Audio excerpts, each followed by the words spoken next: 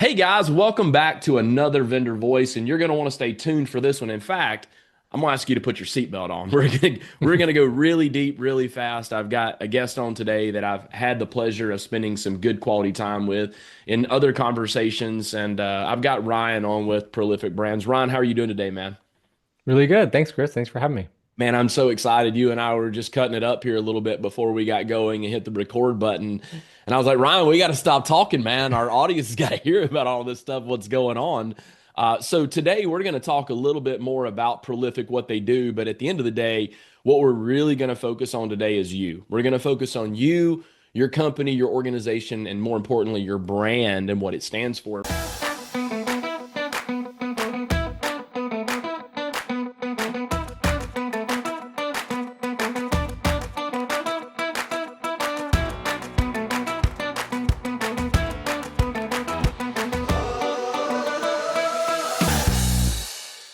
Ryan, before we got going here, I asked you a simple question, which is, Ryan, it seems like today we live in a world where everybody has a mascot and it's a smiling cartoon character of some sort. What do you think is the draw around that? And I know, once again, I told him we were jumping in both feet, so no hmm introductions, man. Let's Yeah. get this thing going.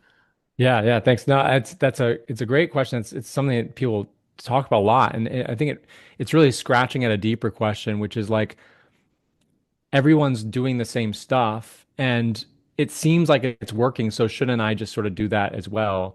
And isn't that what branding is about? Is like standing out and making more money? And I think that that's not what branding is about.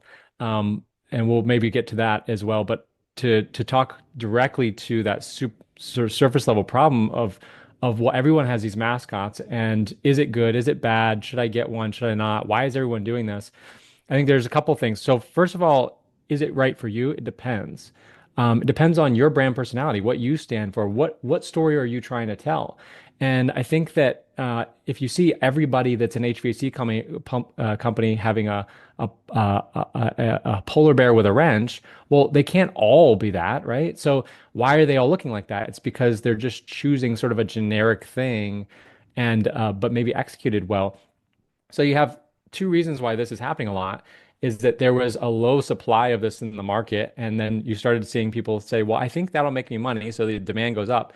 And what happens is, as soon as AI starts to get pretty good, you have all these people popping up right now that are using AI to generate a lot of stuff in its final format, or maybe or it's like the ideation of it, and then kind of tweak it from there. But it's because they're able to get easy approval and easy work done, because it doesn't take a lot of imagination to say a polar bear with a wrench and then plug that into ChatGPT, DALL-E 3 or whatever. DALL-E 3 is better than 95% of designers right now. Put that on So everything. He said Dolly 3 is better than 90% of the designers out there. no joke, no Yeah. joke. And how these people, some of these people stay in business, I don't know. But a lot of times they're taking an idea that you might have. You come and say, "Hey, Ryan, I was thinking about, I was thinking that a dog is pretty cute and cuddly, and that'll make me money. So can you make me a dog with a pressure washer or a wrench or whatever my thing is?" And that designer goes back, they plug it into AI, they get something decent, tweak it a little bit, output it to you, and maybe you make more money with it. And so then you tell your friend, "Oh, I made more money." And everyone starts to look at the superficial Mm. and look at just like, does it make me more money?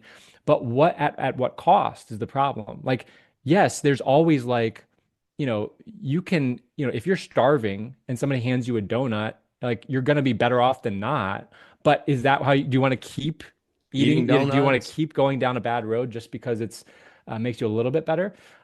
So I think the question isn't, does it make us better? It's like, is this the best? Is this, and what do we want to accomplish with this thing? And I think that branding isn't about making, there's a Simon Sinek quote where he says, a company isn't about making money any more than a vehicle is about consuming and outputting gasoline, for instance, right? A vehicle is designed to get you somewhere, and so is a business. So let's stop making our business about like, did we just uptick a little bit? And what do we actually want to accomplish here? Because if we can do something great, the output of the money will follow, right? Mm. So I think that's what branding is about. It's identifying what are we here to do, and then how do we do it? And Yeah. that's what you're going to build when you build a brand. It's something that serves that vehicle. Well, here's what I heard, Ryan, and maybe I'm all wrong on this. I hear logo versus brand. And Mm, and mm, and I think on the surface, those two can be easily confused. Logos and brands are the same thing. When I think about what is a logo, I think a logo is an outward reflection of what a brand stands for. So, Ryan, let's just go at it, man. Let's go mm, at it right now, hard and heavy. I want you to kind of talk a little bit about Prolific and what you guys do, but more importantly, your approach and how to do that. And then we're going to kind of circle back to a few questions that I've got for you because I mm, think that's so powerful for people to hear what we just talked about. Logo versus mhm. brand. Logo is an Yeah. outward reflection of a brand's identity. Correct, correct. Which can be confusing because a brand in its literal format is like you take like I have a cattle and I brand it, right? That's the mark. Or I have a bag of grain and my wife sends me to the local market and says, get the grain with the letter C on it because I love Chris's grain that he has. And so why was the brand or the logo matter? It's because it becomes synonymous with what it means, but you have to focus on the meaning first. Otherwise, no one cares about your brand. And so that's what you have people today doing is you have people building empty brands, right? Mm. Brands that don't stand for anything. And so your cool looking logo, your maybe maybe it's a beautiful logo, maybe it's a really, whatever, it doesn't matter, what does it represent? And if it comes to represent something negative, it becomes bad. Any word, we've seen words become, they mean something good and then they change it. Today, if I want to say that's good, I might say that's bad, that's sick. Yeah. We change things, become different things, right? So we need to decide what do we want to become. And then the mark will be in reflection, like you said, of that. But first, who are we? What do we stand for? What's the story we want everyone telling about us? What makes us different, and why is that worth talking about? Right? Most people aren't. There's a very simple question that I think that encompasses what I try to accomplish with branding is you want people talking about you for some reason, right? Hopefully for a good reason. Why aren't you doing things worth talking about then? It's very Mm. simple. Do things, take action worth talking about. And if it's worth talking about, they will say, who did it? Whose work is this? Mm. And that's how you build a brand, is by having something that is so good that someone says, I want to meet the chef. Who is the, give me the name, give me the logo, give me the brand so that I can get Ah. more of this. Mm. So it goes back, Ryan, to what, when I think about this, and I think about a few of the brands that you've even done for some of our members and what that brand simply stands for. And once again, not all of them are a cartoon character, right? It's not. And that's what I absolutely love about what you guys do over at Prolific is, I heard you talk about your process of like it's a drawn out process. Like we can't just whip you out a logo. And I've heard you say this, and I won't repeat it, but I've heard you say in other conversations, if you just want a logo, go call these people. That's what they do. That's not what Mhm. we do. And so, now with AI walking in, someone can do that. And I'm thinking about things like if I go, well, I want to be able to stand behind quality and making customers feel safe. And I want these things. Okay, now I've got an idea of what I can do for a brand for you Mhm. that would be symbolic. And I know you've talked a little bit in depth about the meaning of wedding rings Mhm. and the flag and all Mhm. those things you and I've had in previous conversations. And what I hear is they're symbolic. They're Mhm. symbolic of what it stands for, what it Exactly. means to someone. Mhm. As crazy as this is, man, I think about a brand like McDonald's, Mhm. arguably one of the greatest worldwide brands almost that there is. It's so well known. I'm 47 years old, and when I was 6 years old, McDonald's brand is not what it is today. They've Mhm. totally shifted gears from what they were. And so the question is this for you, Ryan. Do you ever see that people need to change up their identity of their brand potentially for what's going on in the market? Absolutely. I think what in a case like McDonald's or Apple or some of these things, what happens is leadership changes and therefore the brand actually becomes something different. And um, in the sort of the life arc of a brand, once Steve Jobs, for instance, passes away, right now we're in a place. We were looking at before this some of the ads, and we were talking about how they haven't really had much innovation in a while, and that Google's poking fun at that, and that it's real. But what's happening is that brand is drifting, right? And it will drift to its own demise if someone doesn't come in and lead them towards a new mission, right? Currently, they don't have one really, I would say. I don't believe so. And so for most of our customers, they're not having that problem. They're on their way somewhere still. But when we do see companies that come in that are like, PE, they've purchased a company, I hear a lot of times people are like, "Oh, I don't really care about this company that much. I just want to make money with it." Well, you probably shouldn't have bought that thing then, right? Because this isn't a shiny object on the shelf. These are people's lives. These people want to take part in something meaningful. I think it's disrespectful to use people in that way. But our clients aren't like that, right? They are on their way somewhere.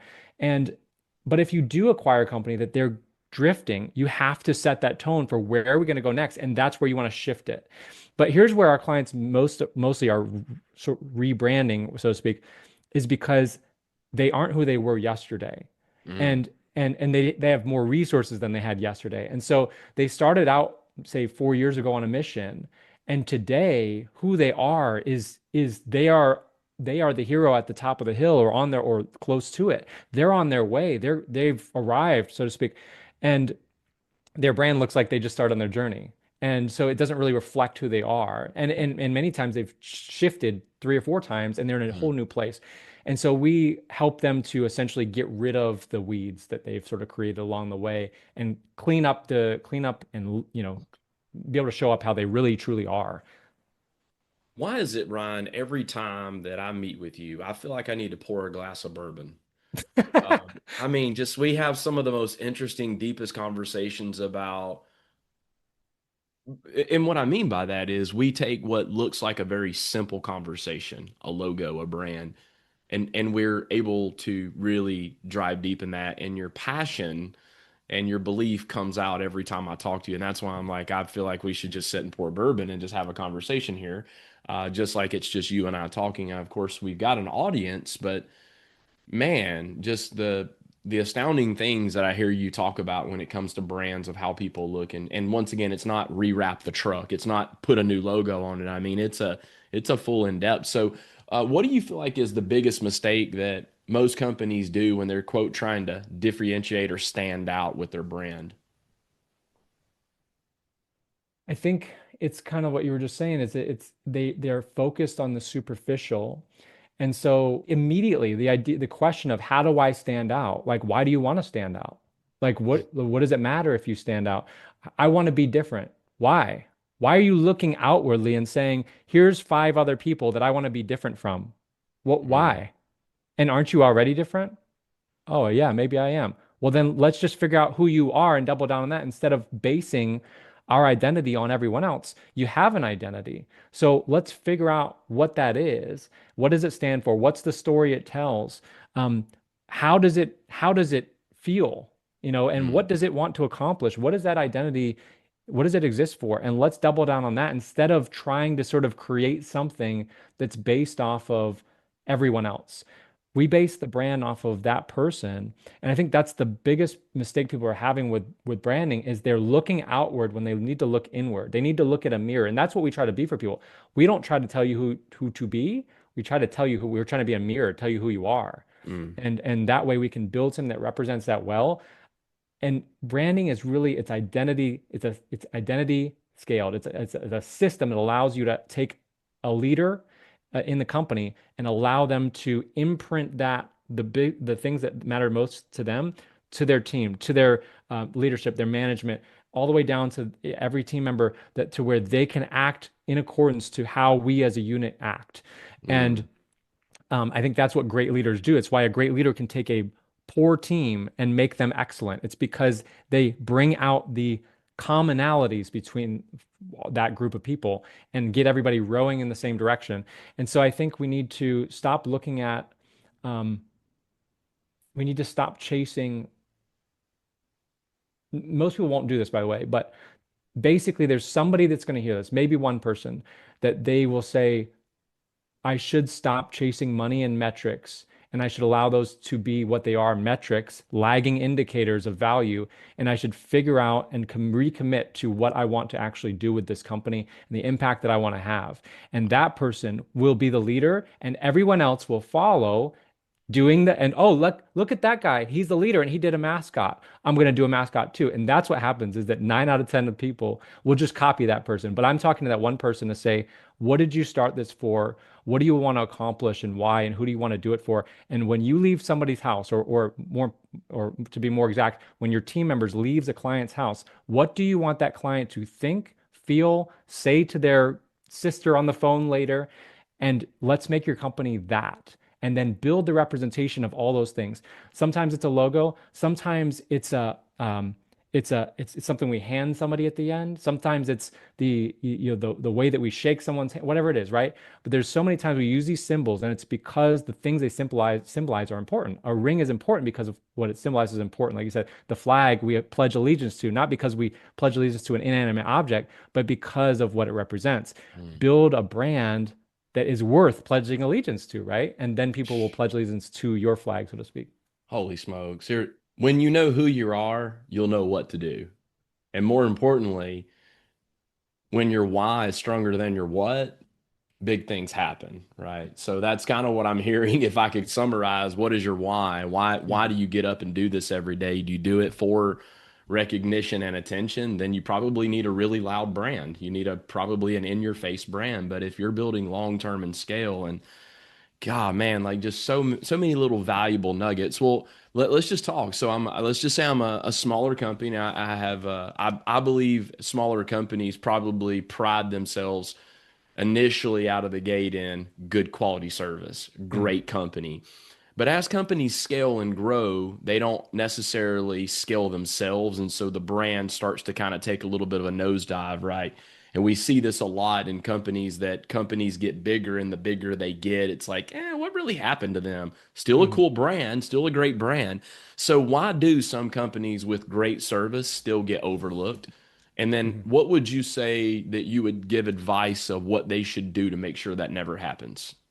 Yeah, well, good service, satisfactory service is the bare minimum of not being a crook, I would say. Like when if somebody Time hires out. you to do a thing, Time doing it out. to a Time out, satisfactory. Ryan. Time out. You said good service is just one little bit away from almost being a crook. I mean, It's it's golly, it's man. Keep it's going. if you miss that, you're a crook. You've entered into a contract saying we're going to do good things, and you don't. And I'm not saying you should be hauled off to jail, but what I'm saying is that there's a Now you got trans to as a make it right, by the transaction way. is. Hmm? Now you got to make it right, because if you didn't do good service, now you owe them something. You got to make that Exactly, right. exactly. One of our team members said this: if you don't do it right the first time, you're going to have to make it right the next time. Like Right, you're right, obligated at that point. So right. getting a second chance at it. So sorry, I didn't mean to interrupt that. Yeah, these Just aren't these. kind of It's the transaction, I would say, with a client isn't as much of a legal agreement as a moral agreement. Like someone has trusted us with their home, their family, their HVAC unit, and we should go do the best job we can with that. Now, how does that guy that says, yes, I do that every time, I give my best, and no one sees me, how do they get seen? Like you're saying, well, the problem is not that you're not doing a great job, because that's kind of the bare minimum, is to do a great job. I'm not saying it the best job in the world, but a good job is kind of the bare minimum. So how does someone doing a good job or even a great job, how do they get seen? Well, the problem is that a good job is not worth talking about. You fulfilled your contract. Good job. You're a pro and you did a professional thing. Like I struggle with this because like when our team, we do phenomenal work. Watch a NFL game and watch pro players do that. Like I understand that there are people in the stands clapping, but why? It's a professional. He caught the ball. That's what he does. He's a pro. When we make an amazing logo, I understand that people are going to be excited about it, but I should be more cheering more probably. But I'm like, good job, guys. Let's get back in there. We did what we're here to do. Like we're mm, pros. So when you're a pro and you go and do the thing professionally, that's that's that's expected. So why should I go talk about you to someone else? You have to do more than that. You have to do more than professional. You have to do the things that aren't written on the invoice. You have to make that person feel something, think something, change the way that they look at something. You have to connect with them. And sometimes we can do things in a way where that will happen sort of naturally.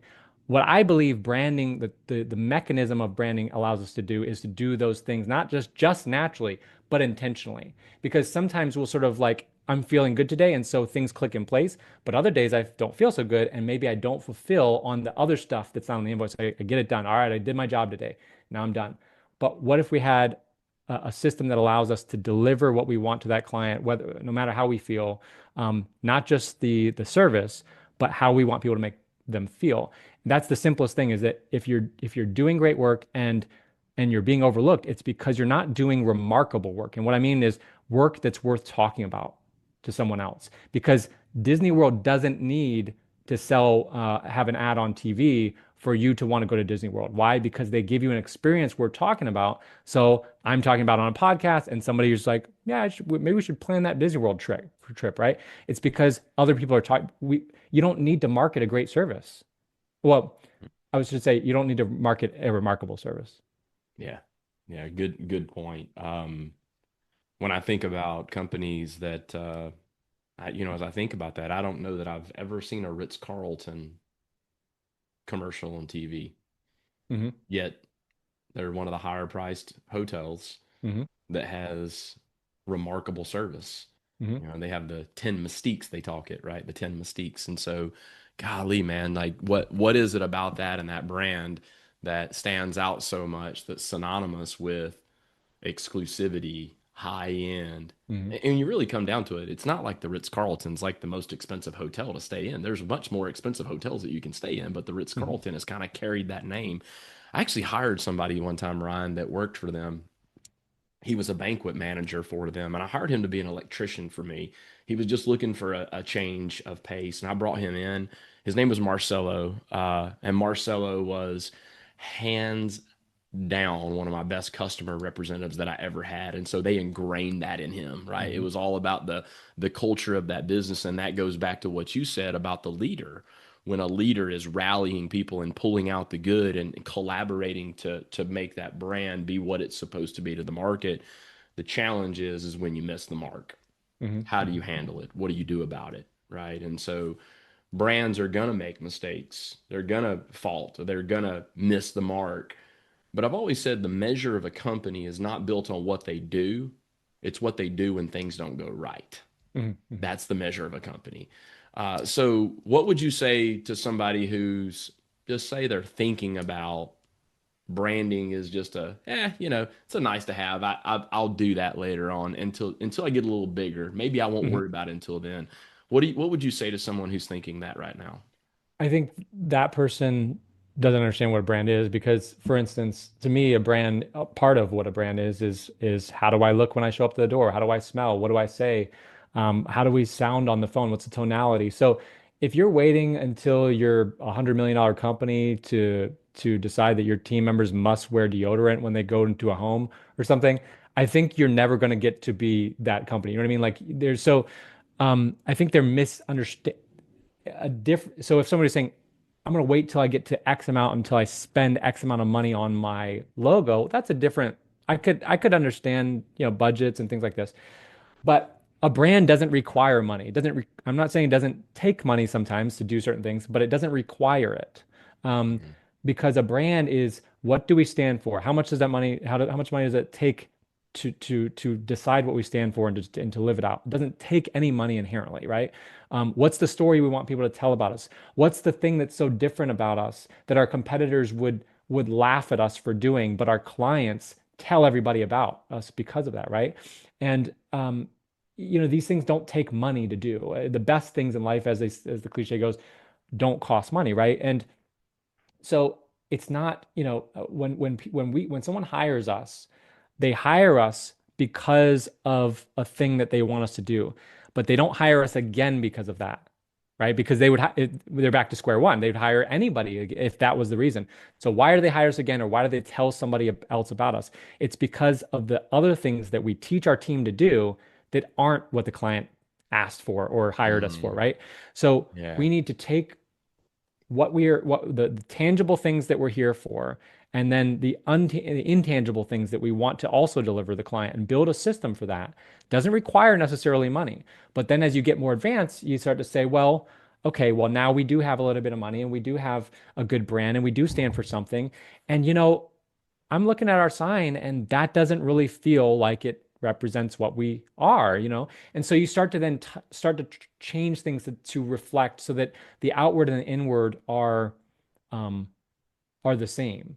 There's when you Many times people come to us because the inward is there. They need a little bit of help with the system on how to make it better and more systematic and not just be good, but be remarkable, be remark-able, re-talk aboutable. Um, and they want to say they're saying we have the inside. I think we're on the right track, but the outside is not reflecting that. We're trying to create this harmony to where it all works together. And that's what we call a fractal brand system.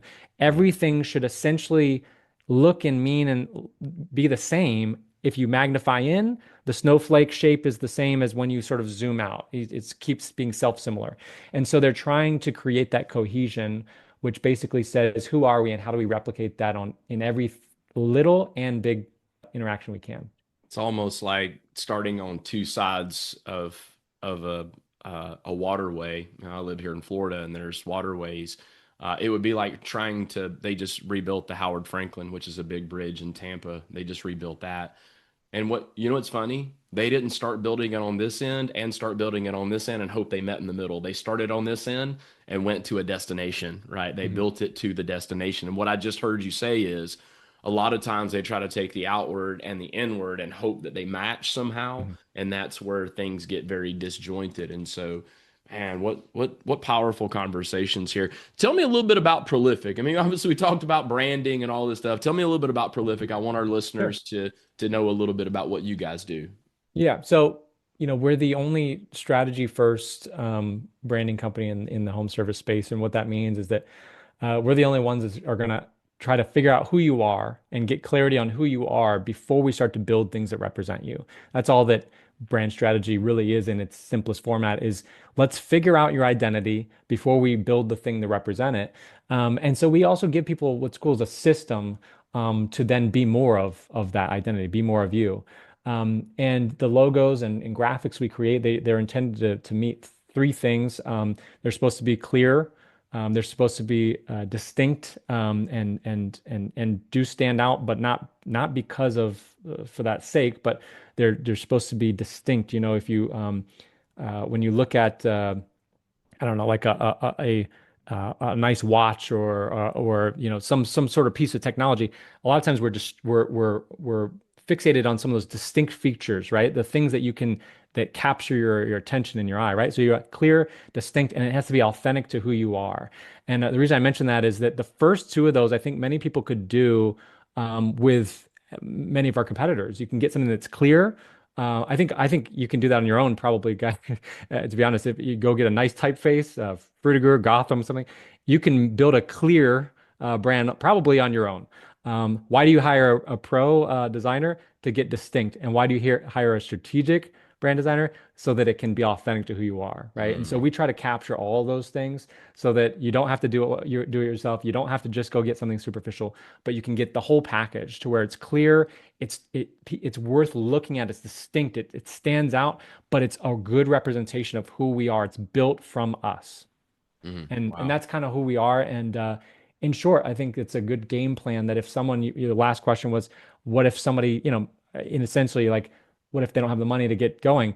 Is it start in that order? Build something first clear. Like if your name is, um, you know, 1, 2, 3 lawns and it doesn't really mean anything and it's hard to remember, whatever. But let's say it's like lawn services and co whatever, like chop off the stuff that's unnecessary. Just be, lawns, it's get rid of the stuff that doesn't make any sense. No one knows what home services means unless there's other modifiers, so build something that's clear, use things that are easy to read. Squint your eyes a little bit. Look at it with the lights off. Like, can you still read the stuff? And Mm, so build clear. And then when you're ready, you hire a professional to build distinct. And then when you're ready, you can build something that's also authentic. And I think that honestly, you can do the authentic yourself to a degree, is if you're interested enough. I think most people aren't because they want the six pack and they don't want to do the workout. And Oh, yeah, so that well, I can tell you, Ryan, that hits home. I started a health and fitness journey probably 6 months ago, and man, you talked about that six pack. I said to my trainer, I said, man, I got muscles showing up on my body that haven't showed up since I was 25 years old, and I forget how hard a work it is. And I just said this to my wife just the other day. As I get older, I start to appreciate things more for the surface level. And when you see someone that is in really good shape and they're older, you realize that just ain't easy, right? mhm, That's hard work. And so, hard work is, the old saying is there's just no replacement for hard work, right? So mhm, people that really, really want it, they got to do the hard work. And so if you really want to elevate your brand, you got to do the hard work. But, of course, the guys over at Prolific and his team here could certainly help expedite that if you're interested. And so I'm going to let everybody know how they can find out more about Ryan and his team. You can locate Ryan's contact information for his team over on the left-hand side of the vault. You go over to Elite Buy, you'll go down to Prolific Brands. There's going to be a contact section. And remember this, that membership has its privileges. I didn't say that. I'm just saying it, right? I don't own it, but I am saying that membership has its privileges. And when you contact Brian and his team, they're going to take very, very good care of you. Ryan, what just an absolute blast. I knew I was going when I seen this appointment on my calendar today. I was like, yep, that's going to be a good conversation.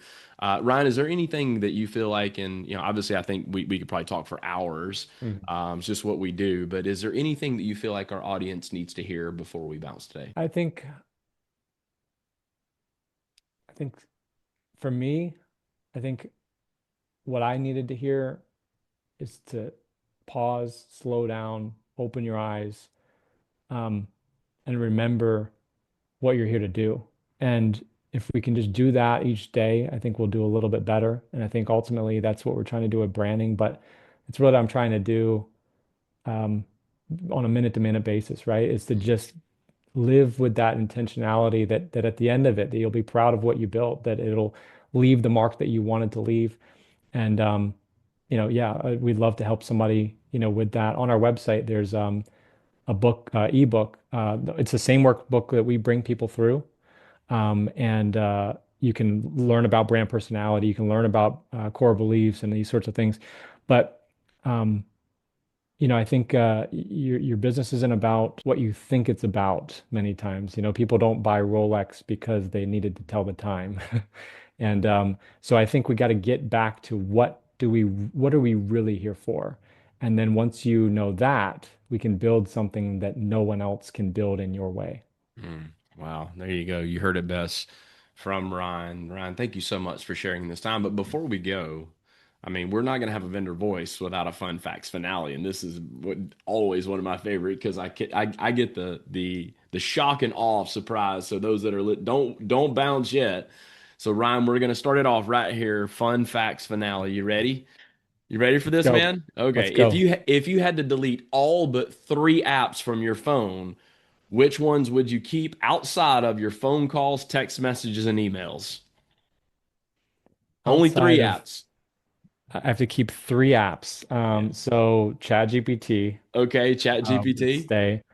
Voice memos. voice Uh, memos, Voice memos is big. And probably the Bible app. the Bible app. Didn't even hear social media mixed in there. He said I could live without it, no big Oh, deal. So let's believe me, do I this. try. Yeah. I've been trying to figure out if I can get rid of this and trade it in for a flip phone, but I can't figure it out. I Ryan, do can't. you need a jitterbug? Is that what you need? That would be nice. Man, I've tried to figure it out. I don't think you can do it today. Once again, I'll say this a little bit. Apple's kind of tied us to Steve Jobs called it when they came out with the iPod, he called it 1,000 songs in your pocket. Mhm. And now it's solving the problem of the camera, the phone, the work, I mean, this is a connection to life. And so next question for it. What's the weirdest compliment you've ever received? Weirdest compliment. I don't know. The best compliment I received, probably I remember one time at a show, a lady mentioned that when I was trying to tell people to understand what makes them different, she was saying that like my superpower is actually being able to see w what people's superpowers are, which I thought was Oh, wow. um cool. I can't think of like Hey, that's good the enough weirdest right there. one. You're super. Which is funny because that's actually, if that's actually a superpower. I actually have one of those. One of the questions we use in the fun facts analogy. Let me throw you another one. If you could instantly become an expert at any sport that you've never played, which one would you choose? Um, Sport. I mean, if we're eliminating like business or sales or something like this as a sport, um, I would probably say maybe like aviation. I think like some Okay. yeah. It seems too low hang when you put it in an infinite world. Going for basketball seems a little too low hanging. I'd rather be able to instantly have my like my pilot license and like do like the Red Bull loops and all, like You I'd see rather do that you that. see these blue angels that do all this crazy, wild, Right, right. life-threatening tricks and stuff, but they're trained professionals. Great. Couple more questions for you, Ryan. I'm going to get you this one. I love this one. What's your favorite signature dish that you would confidently cook for any food critic? Mhm. And my mac and cheese in a box would count, by the way. If you think a food critic would be like, that's the best mac and cheese out of a box I've ever had. Yeah, so I have two signature dishes. One is caramel apple pork tenderloin with some red potatoes. That's it's pretty good. That one takes a little while. It's a little fancier than I think what represents me a little bit better is just steak and potatoes and green beans. And I do I do in the cast iron, do the steak with butter, maybe ghee instead, and then rosemary, garlic, whole garlics, and salt, pepper, and thyme, and yeah, it comes out phenomenal. So Wow. I'm more of I like the elevated simple things. It's still steak and potatoes, but it's like but it's let me get more. I just said this to my wife the other day. I said if I ever open a restaurant, I would like to keep it just like what you just said. We're going to take very simple dishes, but we're going to Mm, make them really high end. mm, She said, "We're never getting in the restaurant business, so don't hold your breath." I love to cook in the kitchen's the reason why. I love to cook in the kitchen. I love to make drinks. Just always a hmm. very fascinating. Last question for you, Ryan. This is it. What's the most ridiculous thing that you've ever Googled at 2 a.m. in the morning? Oh man. Okay. So I what the ones that are probably the weirdest, okay, is I get really into psychology stuff, like especially with branding and identity and like what do things represent. So like actually like so last night my wife's like it's probably midnight, 2 a.m., something like that. It was like 1 or 2 nights ago, and she rolls up and she goes, "Are you are you researching what the because we had watched 101 Dalmatians earlier with the kids, the old, the original. Yeah. She goes, "Are you researching the psychology of what the story means?" And I go, and I thought she was serious, and I go, "Yeah, I am." And I start talking about it, and she's like, "Stop." She's like, "I was kidding." And so like because Oh, I'm the worst person to watch a movie with because I'm like, okay, so what Batman is like when he falls down the hole, he's going down in the depths and he's met with his greatest fear, and and once he overcomes that, he finds the Bat Cave and he unlocks his. yeah.